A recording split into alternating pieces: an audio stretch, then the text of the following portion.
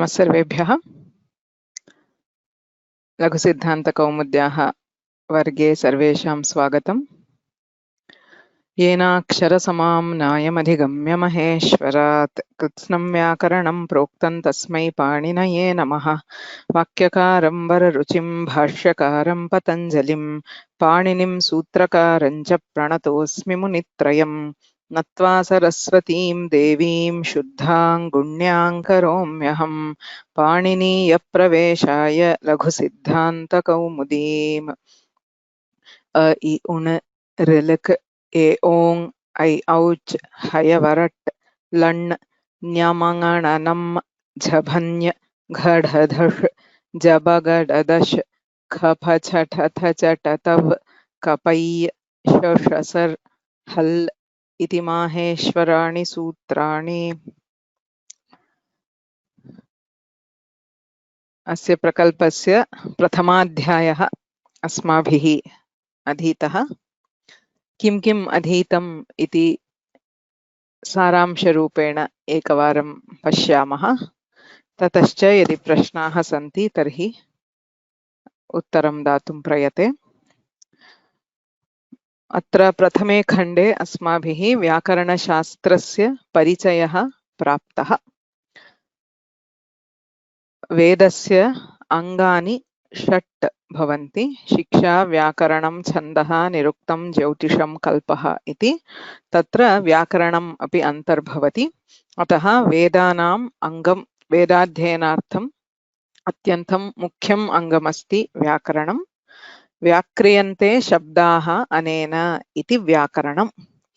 व्याक्रियन्ते इत्युक्ते प्रकृतिप्रत्ययविभागपूर्वकं तेषां साधुशब्दानां निष्पत्तिः येन शास्त्रेण बोध्यते तत् शास्त्रं व्याकरणम् इत्युच्यते। बहूनि व्याकरणानि पाणिनेः पूर्वम् अपि आसन्, किन्तु अस्माभिः इदानीम् अधीयमानं पाणिनीयं व्याकरणं। तस्य वैशिष्ट्यम् इदं यत् सर्वेषां वैदिकानां लौकिकानां च शब्दानां निष्पत्तिं ज्ञातुं सहकरोति इति। तस्मादेव सर्वशास्त्रोपकारकं भवति व्याकरणं। यत्किमपि काव्यं वा शास्त्रं वा वयं यदि अध्येतुम् इच्छामः, विस्तरेण सम्यक् ज्ञातुम् इच्छामः, तर्हि व्याकरणज्ञानम् अपेक्षितं भवति। यतोहि पाणिनीयसूत्राणि आधृत्य एव व्याख्याकाराः भाष्यकाराश्च तत्र व्याख्यानादिकं कुर्वन्ति। अतः व्याकरणशास्त्रस्य ज्ञानं सर्वैः अपेक्ष्यते ये संस्कृतस्य काव्यानां वा शास्त्राणां वा अध्ययनं कर्तुम् इच्छन्ति। ततः द्वितीयः खण्डः आसीत् पाणिनीयव्याकरणस्य मुनित्रयम् इति। यद्यपि पाणिनीयं व्याकरणम् इति वदामः, तथापि तत्र त्रिमुनिव्याकरणम् इत्यपि प्रसिद्धमस्ति। त्रयाणां मुनीनां कृतीनाम् आधारेण एव अस्माभिः व्याकरणस्य अध्ययनं क्रियते सम्प्रदाये। केवलाम् अष्टाध्यायीं न पठामः, सूत्रवार्तिकभाष्यसहितं मूलम् आधृत्य वयम् अग्रे अध्ययनं कुर्मः। अतः त्रिमुनिव्याकरणम् इति उच्यते।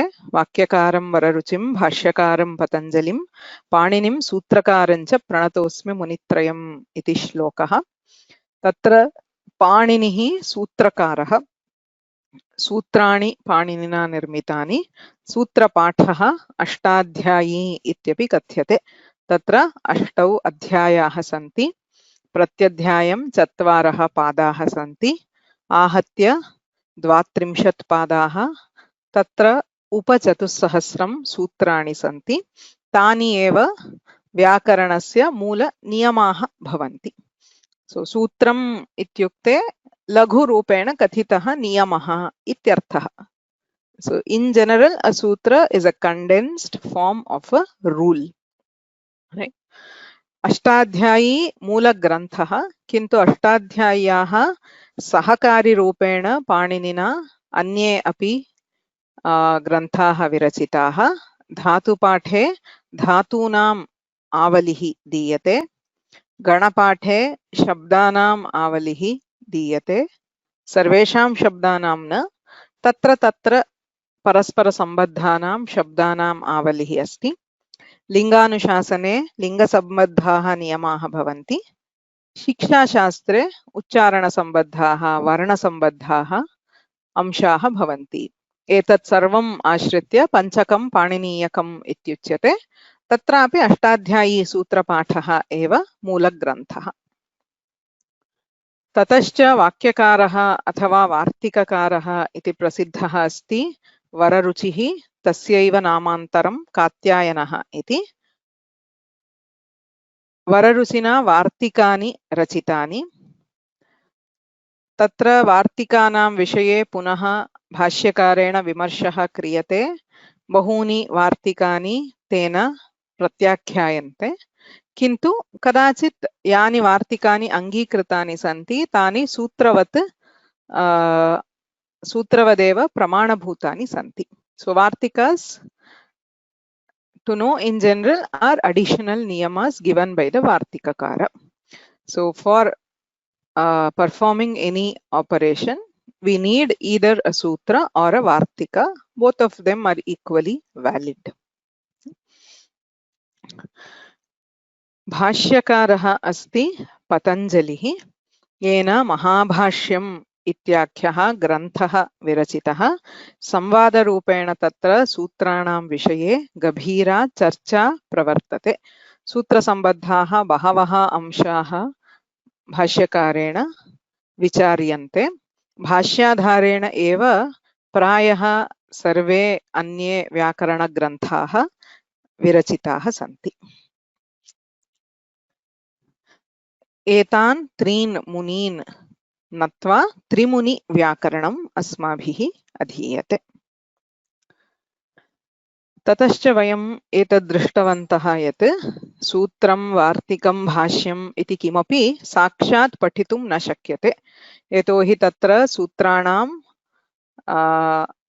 साक्षात् अर्थः उदाहरणम् इत्यादिकं न दीयते।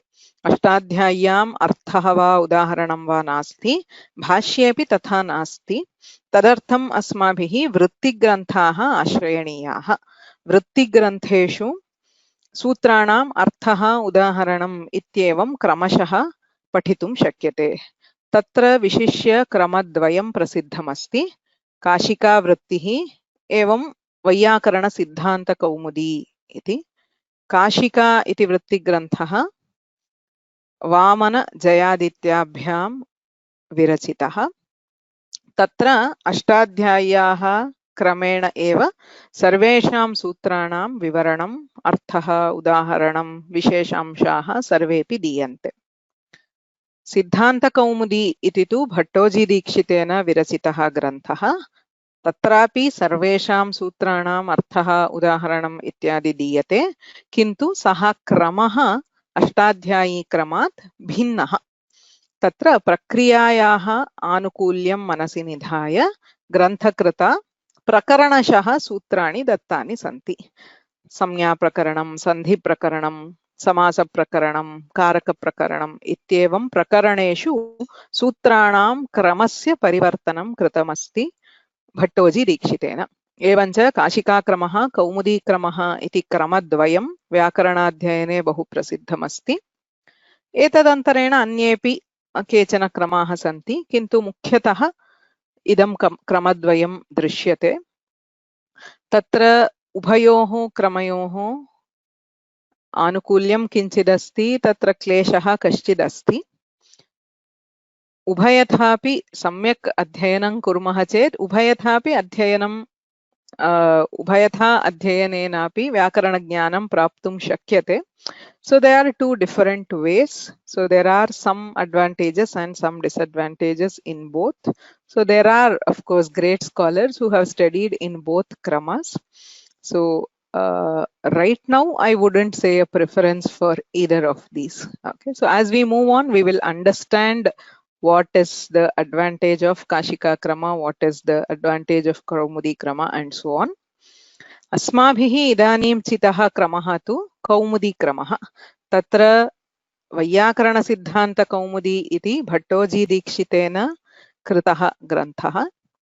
तस्य संक्षेपः वरदराज नामकेन भट्टोजीदीक्षितस्य शिष्येण कृतः अस्ति। सः ग्रन्थः एव लघुसिद्धान्तकौमुदी इत्युच्यते। लघुसिद्धान्तकौमुदी इति ग्रन्थः वैयाकरणसिद्धान्तकौमुद्याः संक्षेपः। अत्र केवलं 1200 सूत्राणि सन्ति। सर्वाणि सूत्राणि न सन्ति। अष्टाध्याय्याः क्रमे अपि न सन्ति। क्रमः अपि भिन्नः, सूत्राणि अपि न्यूनानि सन्ति लघुसिद्धान्तकौमुद्याम्। तत्र इदानीम् अस्माभिः अत्र प्रथमभागे संज्ञाप्रकरणम्, अच्सन्धि, हल्सन्धि, विसर्गसन्धिप्रकरणम् इत्येवं 4 प्रकरणानि अधीयन्ते। आहत्य प्रायः शतादूर्ध्वं 15 सूत्राणि अस्माभिः इदानीम् अधीयन्ते। ग्रन्थे तु 1200 सूत्राणि सन्ति. So please remember, the Laghusiddhanta Kaumudi is not complete grammar. Okay. किन्तु प्रवेशार्थं पाणिनीयव्याकरणे प्रवेशार्थं लघुसिद्धान्तकौमुदी सहकरोति। अन्येषां शास्त्राणाम् अध्ययनार्थं यत् व्याकरणज्ञानम् अपेक्ष्यते, द फाउंडेशन इन पाणिनीयन व्याकरण विच इज रिक्वायर्ड और एसेंशियल फॉर स्टडीइंग अदर शास्त्रस्, तावत्तु लघुसिद्धान्तकौमुद्याः अध्ययनेन निश्चयेन लभ्यते। तदर्थमेव लघुसिद्धान्तकौमुदी ग्रन्थः बहुषु पाठ्यक्रमेषु सर्वैः दीयते। ये तु व्याकरणम् एव अध्येतुम् इच्छन्ति तैः सर्वाणि सूत्राणि अध्येतव्यानि, ततोपि प्रौढग्रन्थाः अपि अध्येतव्याः एव। किन्तु येषां लक्ष्यम् अन्यदस्ति तेषां कृते पाणिनीयव्याकरणे प्रवेशार्थं लघुसिद्धान्तकौमुदी बहु सहकरोति। एतावान् भागः पीठिकाभागः आसीत्। ततः परं ग्रन्थस्य अध्ययनम् आरब्धम्। ग्रन्थस्य आदौ माहेश्वराणि सूत्राणि दीयन्ते। इ उण् ऋलृक् इत्यादीनि 14 माहेश्वरसूत्राणि, तेषां वर्णसमाम्नायः अथवा अक्षरसमाम्नायः इत्यपि नामान्तरं विद्यते। तत्र कथा अस्ति। नटराजः नृत्तस्य अवसाने 14 वारं ढक्कां ननाद, ततः इमे शब्दाः निर्गताः सूत्ररूपेण। तेषाम् आधारेण एव पाणिनिना व्याकरणं रचितम् इति। तदेव अस्माभिः आदौ मङ्गलश्लोके उच्यते। येन अक्षरसमाम्नायं महेश्वरात् अधिगम्य कृत्स्नं व्याकरणं प्रोक्तं तस्मै पाणिनये नमः इति। किमस्ति अत्र व्याकरणदृष्ट्या किमस्ति इति पश्यामः चेत्, वर्णाः विशिष्टे क्रमे निवेशिताः सन्ति। संस्कृतभाषायाः वर्णाः सन्ति, तेषां क्रमः बहु विशिष्टः अस्ति। किमर्थम् अस्मिन् क्रमे एते निवेशिताः इति चेत्, वर्णधर्मान् आश्रित्य वर्णानां भिन्न भिन्न गणाः पाणिनिना निर्मिताः सन्ति प्रत्याहाररूपेण। तदर्थम् अयं क्रमः बहु उपयोगी अस्ति इत्यतः माहेश्वरसूत्राणि आदौ व्याकरणस्य आदौ अस्माभिः अधीयन्ते। तत्र स्थूलरूपेण पश्यामः चेत् आदौ 4 सूत्रेषु स्वराः सन्ति। अकारादारभ्य औकारपर्यन्तं स्वराः। पञ्चमसूत्रादारभ्य 14 सूत्रपर्यन्तं व्यञ्जनानि सन्ति। हयवरट् इत्यारभ्य हल् पर्यन्तम्। एतदतिरिच्य अयोगवाहाः न विद्यते योगः। माहेश्वरसूत्रेषु तेषां योगः नास्ति, तथापि प्रयोगे सन्ति इति। अनुस्वारः, विसर्गः, जिह्वामूलीयः, उपध्मानीयः इतीमे वर्णाः सन्ति। माहेश्वरसूत्राणि अधीत्य तदनन्तरं सूत्रं नाम किं, कति विधानि सूत्राणि व्याकरणे सन्ति इत्यपि ज्ञातवन्तः। अल्पाक्षरम् असन्दिग्धं सारवद्विश्वतोमुखम् अस्तोभम् अनवद्यं च सूत्रं सूत्रविदो विदुः इति सूत्रस्य लक्षणम्। सूत्रं नाम किम्, अल्पाणि अक्षराणि भवन्ति, तत्र सन्देहः न भवति। सारवत्, सूत्रस्य विषयः अत्यन्तं गभीरः भवति, तत्र महान् सारः भवति।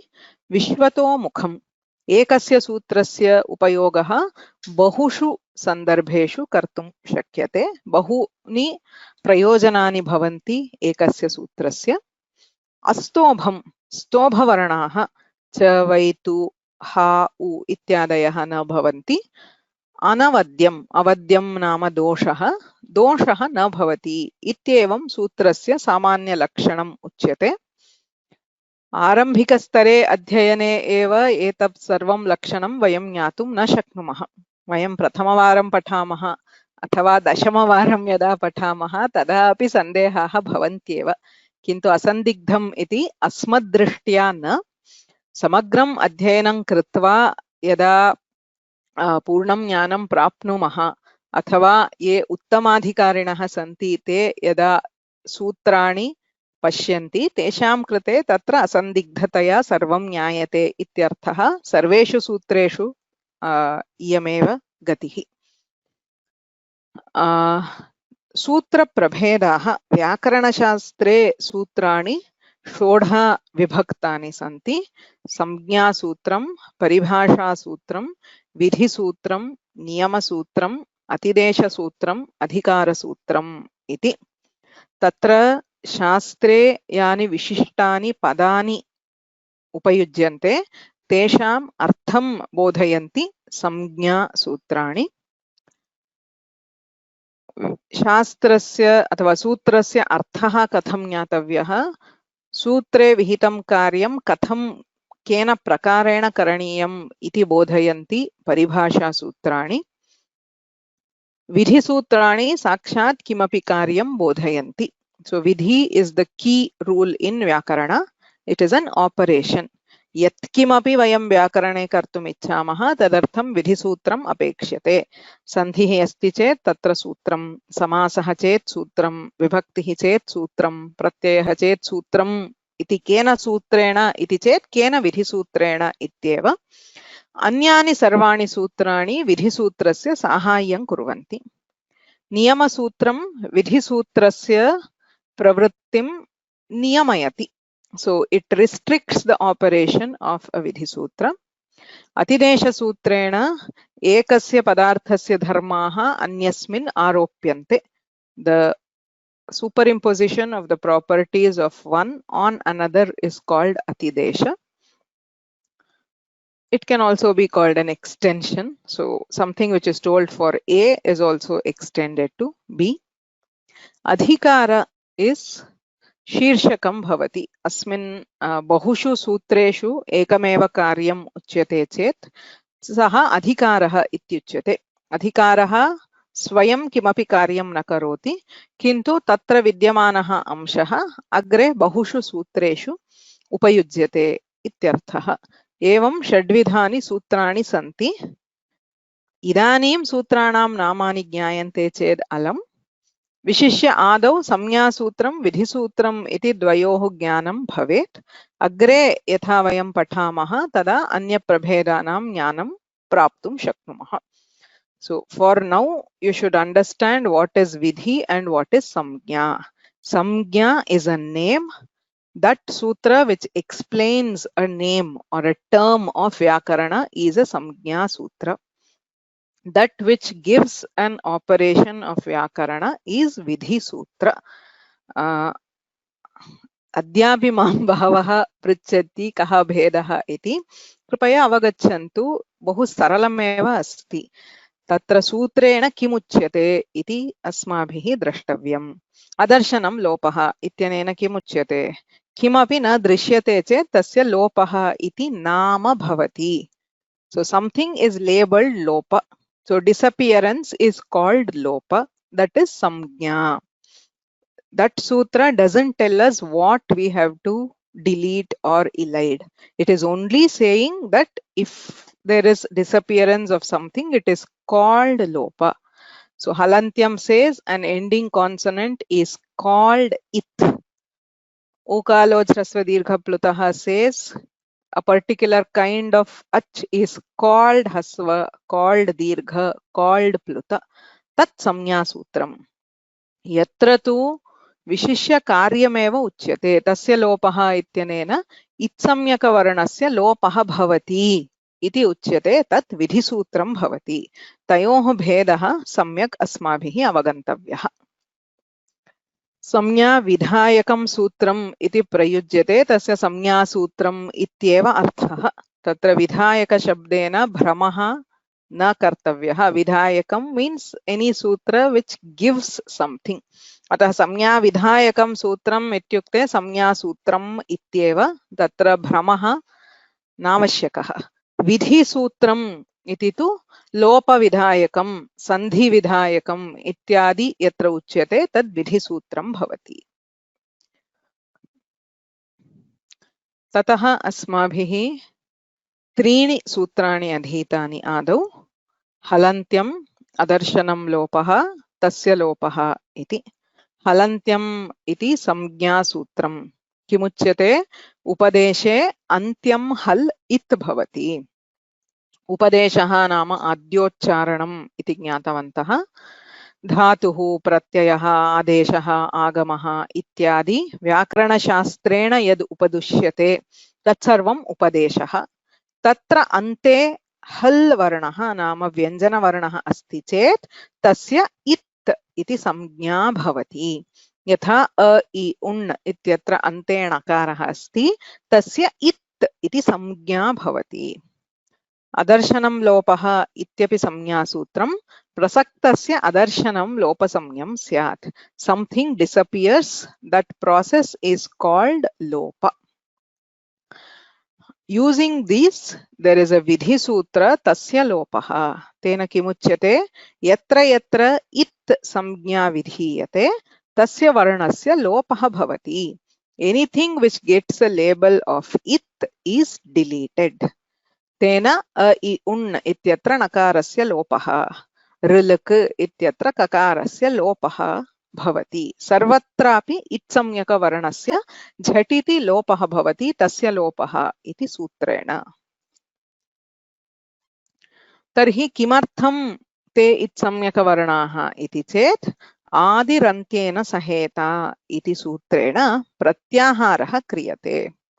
अन्त्येन इता सहितः आदिः।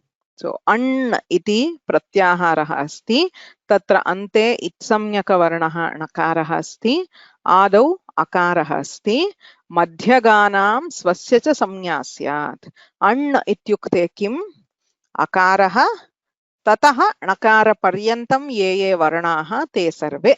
अतः अण् इत्युक्ते अ इ उ वर्णानां कृते संक्षिप्तरूपम्। An is an abbreviation for a, I, u. How do we create this pratyahara or abbreviation? Using the sutra adirantyena saheta. Evam pratyaharaha tatra चत्वारिंशदधिकाः प्रत्याहाराः पाणिनिना अथवा वार्तिककारेण उपयुक्ताः सन्ति। कोऽपि प्रत्याहारः दीयते चेत् माहेश्वरसूत्राणाम् आधारेण तत्र के वर्णाः भवन्ति इति अस्माभिः ज्ञातव्यम्। बहुषु सूत्रेषु पाणिनिना प्रत्याहाराः उपयुज्यन्ते। यदा यदा सूत्रं पठामः तदा तत्र कः प्रत्याहारः केषां वर्णानां ग्रहणं भवति इति ज्ञातव्यम्। अन्ते वयं स्वरवर्णानां विभागं दृष्टवन्तः। अ इ उण् इत्यत्र अ इति एक एव अकारः श्रूयते, किन्तु तस्य अकारस्य बहवः प्रभेदाः सन्ति। ऊकालोज्ह्रस्वदीर्घप्लुतः इति संज्ञासूत्रं ह्रस्वः दीर्घः प्लुतः इत्यस्ति। स्वरवर्णाः भिन्नैः कालैः उच्चारयितुं शक्याः। तत्र अ इति एतावता कालेन ये वर्णाः उच्चार्यन्ते ते वर्णाः ह्रस्वाः इति उच्यन्ते। तस्य द्विगुणितः कालः आ इति तावता कालेन ये वर्णाः उच्चार्यन्ते ते दीर्घाः। ततोप्यधिकं आ इति येषाम् उच्चारणं भवति ते प्लुताः। एकमात्रो भवेद् ह्रस्वः, द्विमात्रो दीर्घ उच्यते, त्रिमात्रस्तु प्लुतो ज्ञेयः इति।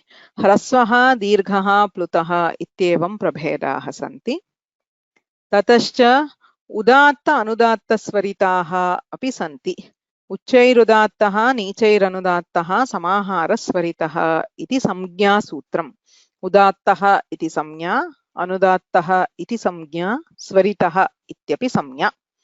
यस्य वर्णस्य उच्चारणे उच्चारणस्थानस्य ऊर्ध्वभागे वायुः चलति सः उदात्तः इत्युच्यते। अधोभागे वायोः सञ्चारे अनुदात्तः इत्युच्यते। तेषां मिश्रणे आदौ उपरि ततः अधः इत्येवं वायुसञ्चारः भवति चेत् सः स्वरितस्वरः इत्युच्यते। सर्वेषां स्वराणाम् उदात्तः अनुदात्तः स्वरितः इति प्रभेदः भवति। उदात्तस्य किमपि चिह्नं नास्ति, अनुदात्तस्य आदौ रेखा भवति, स्वरितस्य उपरि रेखा भवति। मुखनासिकावचनोऽनुनासिकः इति सूत्रेण अनुनासिकसंज्ञा दीयते। मुखनासिकावचनः मुखसहितनासिकया उच्चार्यमाणः वर्णः। यस्य वर्णस्य उच्चारणे मुखस्य नासिकायाः उभयोः अपेक्षा अस्ति सः अनुनासिकवर्णः भवति। आ इति उच्चारणं क्रियते सः अनुनासिकः। यत्र नासिकायाः उपयोगः नास्ति सः अननुनासिकः इति। सर्वेषां स्वराणाम् अनुनासिकप्रभेदः सम्भवति। य व ल एतेषाम् अपि य व ल इति अनुनासिकप्रभेदः भवति। वर्गपञ्चमाः न्यामाङाणान नित्यम् अनुनासिकाः भवन्ति। एवं च एकैकस्य स्वरस्य 18 प्रभेदाः सम्भवन्ति। ह्रस्वस्य 6, दीर्घस्य 6, प्लुतस्य 6। अ इ उ ऋ एतेषां सर्वेषामपि प्रत्येकम् 18 भेदाः भवन्ति। लवर्णस्य दीर्घः नास्ति। ह्रस्वस्य 6 एवं प्लुतस्य 6 इति 12 प्रभेदाः एव भवन्ति। ए ऐ ओ औ एतेषां चतुर्णामपि ह्रस्वः नास्ति, दीर्घस्य 6, प्लुतस्य 6 इत्येवं 12 प्रभेदाः भवन्ति। एवञ्च अस्मिन् अध्याये व्याकरणं नाम किं, पाणिनीयव्याकरणं किमर्थं प्रधानमस्ति इति ज्ञातम्।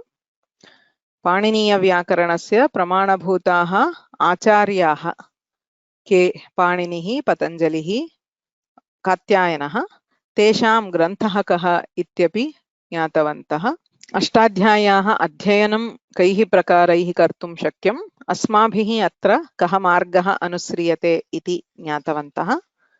लघुसिद्धान्तकौमुद्याः रचयिता वरदराजः, तस्यां किं किम् अस्ति इति स्थूलरूपेण ज्ञातम्। माहेश्वराणि सूत्राणि कति, अ इ उण् इत्यादि 14 सूत्राणि।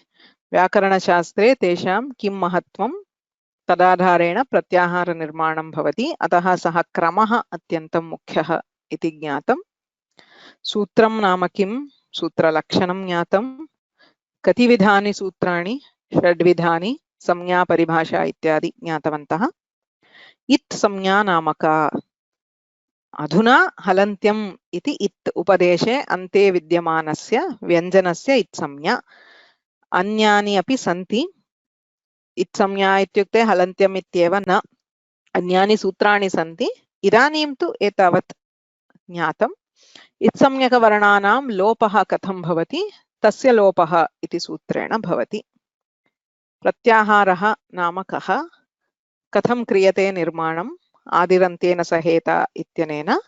पाणिनिना प्रयुक्ताः प्रत्याहाराः के, तैः के वर्णाः गृह्यन्ते इति ज्ञातवन्तः। स्वरवर्णानाम् अच् अचां कति भेदाः, कानि सूत्राणि। ऊकालोज्ह्रस्वदीर्घप्लुतः, उच्चैरुदात्तः नीचैरनुदात्तः समाहारस्वरितः, मुखनासिकावचनोऽनुनासिकः इत्येतेषां सूत्राणां साहाय्येन कथं प्रभेदाः भवन्ति इत्यपि ज्ञातवन्तः।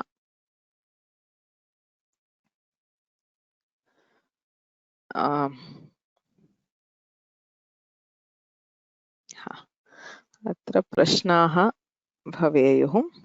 एकवारम् अहं मूलग्रन्थं पठामि, यावदस्माभिः एतावता अधीतमस्ति तावत् पठामः, तदनन्तरं प्रश्नानाम् उत्तरं दास्यामि। मङ्गलश्लोकाः उक्ताः। अ इ उण् ऋलक् ए ओङ् ऐ औच् हयवरट् लण् ञमङणनं झभन्य घढधष् जबगडदश् खफछठथचटतौ कपै शषसर् हल् इति माहेश्वराणि सूत्राणि अणादिसंज्ञार्थानि येषामन्त्या इतः हकारादिषु अकारः उच्चारणार्थः लण् मध्ये तु इत्संज्ञकः। यदा पठ्यते तदा सर्वाणि वाक्यानि अवगम्यन्ते वा इति चिन्तनीयम्। शास्त्रपठने इदं बहु मुख्यम्। उच्चारणकाले अथवा पाठनकाले मया बहु उच्यते, किन्तु अन्ते शास्त्रस्य ग्रन्थस्य वाक्यं पठित्वा तत्र कः अर्थः इति अवगन्तव्यम्। मया यावदुच्यते तत्सर्वं स्मर्तुं न शक्यते, किन्तु ग्रन्थं यदा पठामः तदा प्रत्येकं वाक्यस्य प्रत्येकं पदस्य अवगमनं भवति वा इति चिन्तनीयम्। यावत् भवति तावत् पर्यन्तं पुनः पुनः श्रवणं मननं कर्तव्यं भवति। सर्वमपि मया वर्गेषु उक्तमस्ति। अत्र किमपि वाक्यं नावगम्यते चेत् कृपया पुनः तद् दृष्ट्वा अवगन्तुं प्रयत्नं कुर्वन्तु। हलन्त्यम् उपदेशे अन्त्यं हल् इत्स्यात्। उपदेशः आद्योच्चारणं। सूत्रेषु अदृष्टं पदं सूत्रान्तरात् अनुवर्तनीयं सर्वत्र। अदर्शनं लोपः। प्रसक्तस्य अदर्शनं लोपसंज्ञं स्यात्। तस्य लोपः। तस्य इतः लोपः स्यात्। णादयः अणाद्यर्थाः। आदिरन्त्येन सहेता। अन्त्येन इता सहितः आदिः मध्यगानां स्वस्य च संज्ञा स्यात्। यथा अण् इति अ इ उ वर्णानां संज्ञा। एवम् अच् हल् अल् इत्यादयः। ऊकालोज्झ्रस्वदीर्घप्लुतः। उश्च ऊश्च ऊश्च वः। वां कालः इव कालः यस्य सः अच् क्रमात् ह्रस्व दीर्घ प्लुतसंज्ञः स्यात्। सः प्रत्येकम् उदात्तादिभेदेन त्रिधा। उच्चैरुदात्तः नीचैरनुदात्तः समाहारस्वरितः। सः नवविधः अपि प्रत्येकम् अनुनासिकत्व अननुनासिकत्वाभ्यां द्विधा। मुखनासिकावचनोऽनुनासिकः।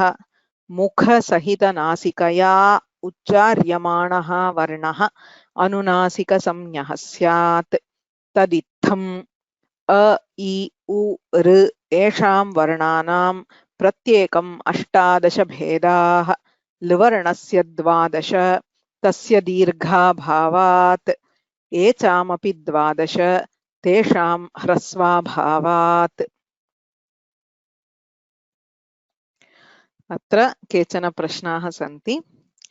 अभ्यासार्थमेव, परीक्षायां तु एतादृशाः प्रश्नाः न पृच्छ्यन्ते। अत्र किञ्चित् विस्तरेण उत्तरं लेखनीयं भवति। सप्रमाणम् उत्तरं लिखत। सप्रमाणम् इत्युक्ते तत्र यत्किमपि सूत्रं वा वार्तिकं वा अस्ति चेत् तस्य आधारेण उत्तरं दातव्यम् इत्यर्थः। यथा प्रत्याहारनिर्माणं विवृणुत इत्युक्ते केवलम् अण् इति प्रत्याहारः इति न कथनीयं। तत्र आदिरन्त्येन सहेता इति सूत्रम् उक्त्वा लेखनीयम् इत्यर्थः। अत्र ये प्रश्नाः सन्ति तेषां संस्कृतभाषया उत्तरं दातुं प्रयत्नं कुर्वन्तु. So try to write all of these will probably take at least half a page of an answer. Try to write as much as possible. संस्कृतेन लेखनीयं, तदा एव अभ्यासः भवति. टिप्पणीं लिखत. Write a short note. पाणिनिः पतञ्जलिः लघुसिद्धान्तकौमुदी। माहेश्वरसूत्राणि कति तानि कानि? अत्र तु विवरणं नास्ति, केवलं सूत्राणि लेखनीयानि इत्संज्ञा विधायकं सूत्रं किं सोदाहरणं विवृणुत. सूत्रं किं, सूत्रस्य अर्थः कः, किम् उदाहरणम् इति सर्वं लेखनीयम्. प्रत्याहारनिर्माणं ससूत्रं विवृणुत. प्रत्याहारस्य निर्माणं कथं भवति, सूत्रं किं, कः अर्थः, उदाहरणं केचन प्रत्याहाराः लेखनीयाः. ह्रस्व दीर्घ प्लुतान् सप्रमाणं निरूपयत. तत्र किं सूत्रमस्ति, ह्रस्वः नाम कः, दीर्घः कः, प्लुतः कः इति. अनुनासिकः नाम कः, अनुनासिकवर्णाः के, केषां विकल्पेन अनुनासिकः, केषां नित्यम् इति. अकारस्य कति भेदाः सचित्रं. So you can put a chart to show the division of akaras. एतत्तु अभ्यासार्थमेव अस्ति. अत्र अस्माभिः किञ्चित् उत्तराणि तत्र जालस्थाने आरोप्यन्ते.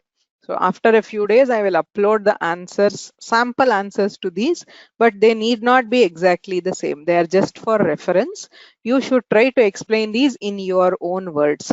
तदा एव भवद्भिः यद् ज्ञातं तस्य कथं लेखनक्रमः इति ज्ञायते. Okay, so अत्र तु एतावदेव. इदानीं प्रश्नाः सन्ति चेत् उट्टङ्क्य प्रष्टुमर्हन्ति अथवा हस्तमुन्नयन्तु. समयः अस्ति इति मन्ये, अतः. How do we submit? You don't need to submit these answers. इदानीं ये प्रश्नाः सन्ति दातव्यं नास्ति, लिखित्वा अभ्यासं कुर्वन्तु. यथा उक्तं मया तत्र आदर्श उत्तराणि. So sample answers we will upload. You can compare to it. Make a note of what are all the points covered and how the answers have been presented. In the final exam, there will be subjective questions. So not all questions will be objective, but for tomorrow's or Sunday's test, there will be no subjective questions. Okay. There is no limit on length. How long should the answer be? As long as the question requires it, you should have to write. Okay.